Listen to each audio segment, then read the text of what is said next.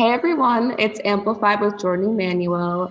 Today I'm super excited to introduce you to one of my favorite astrologers, people to follow on Instagram, and someone I'm just generally a really big fan of. Her name is Aliza Kelly. Thank you so much. Thank you so much for having me here. I'm so excited. I'm such a fan of you. So this is truly delightful. I am Aliza. I'm from New York City. I live in New York. I am a celebrity astrologer.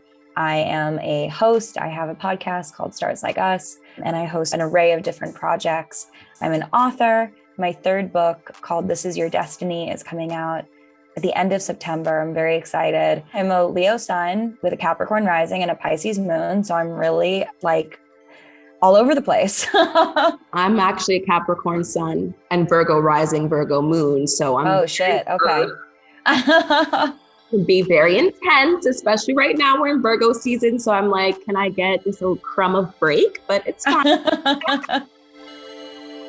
What genres do you think are ruled by what and why? Well, I'm so excited to talk about music because music is actually my biggest passion aside from astrology and the magical work that I do, but it's very much folded in. For me, I'm a Pisces moon.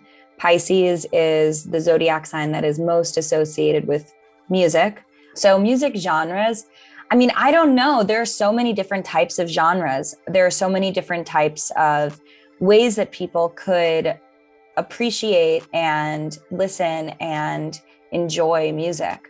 I definitely think that people who have Pisces placements or heavy Neptune influences, Neptune being or even Jupiter influences, Neptune being the modern planet that's associated with art and spirituality and creativity and sort of that nebulous siren song of being a mermaid. And then Jupiter, which is the traditional planet of expansion, of abundance, the original ruler of Pisces. So people who have heavy Neptune, heavy Jupiter, heavy Pisces, and then of course the antithesis to that. So Virgo placements. Virgo is sort of the practical application of Pisces, which is the nebulous abstract kind. So Virgo placements also tend to really be big music buffs because there is that correlation and that antithesis to, opposites in astrology operate as the same. So anything that's on an axis is going to sort of yield similar results. What is your favorite song? The only reason that I can answer this at all is because the last chapter of my book is sort of an homage to Roxy Music's More Than This, which is the first song on Avalon. And I spent a lot of time sort of talking about that song and its symbolism and why my deep appreciation for it in my book. So I'm going to go with that, even though it's an impossible question. This is not my favorite artist, but last night I was just listening to Jefferson Airplane, and Grace Slick is so good. I was really enjoying listening to her tracks. But I love the Cockatoo Twins. They are some of my favorite. I would have to be Britney Spears. Oops, I Did It Again, because I watched the MTV making a video of that over and over and over and over again. Every time I would get home from school when I was 11. Yes, definitely. And everybody has every zodiac sign and every planet in their birth chart.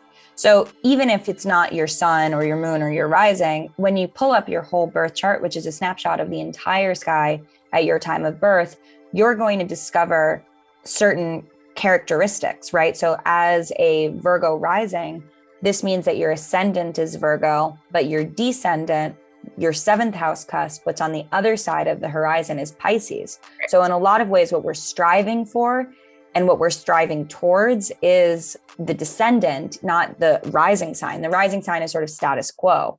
What we're looking to bring into our life is the descendant, is the seventh house cusp, is the DC. So for you, it's like Pisces is kind of the solution. That's kind of the medicine. So that committing to and being sort of moved by music and finding yourself being pulled towards music, abstract art, spirituality, nonverbal connections is very much what any Virgo rising is on the quest for in this lifetime. There are so many incredible Gemini artists because Gemini are the wordsmiths, and Gemini are coming up with ideas constantly. So they're in flow always with language, with communication, with their words are always about sort of conveying different messages. So Gemini is, I would say that's something that is like, lyrically heavy or intellectually or cognitive heavy, something that is really clever and sort of takes you on a ride.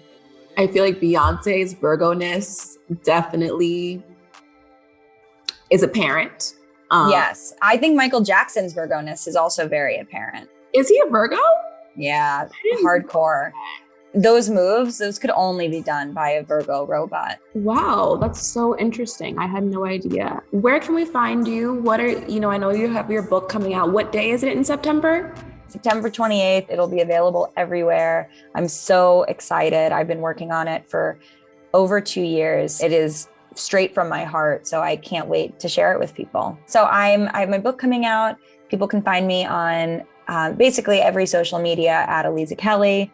That is where I hang out the most. You can go on alizakelly.com as well to just sort of get a lay of the land. But if you are interested in going deeper with any of this material, I founded an amazing virtual community called the Constellation Club 2 years ago. And we are continuing to grow. We have thousands of members from all around the world. So if you're interested in learning more about astrology or spirituality or magic or tarot or numerology or anything, that is sort of the hub and the epicenter for it. Amazing. Thank you. Thank you so much. This was such a treat.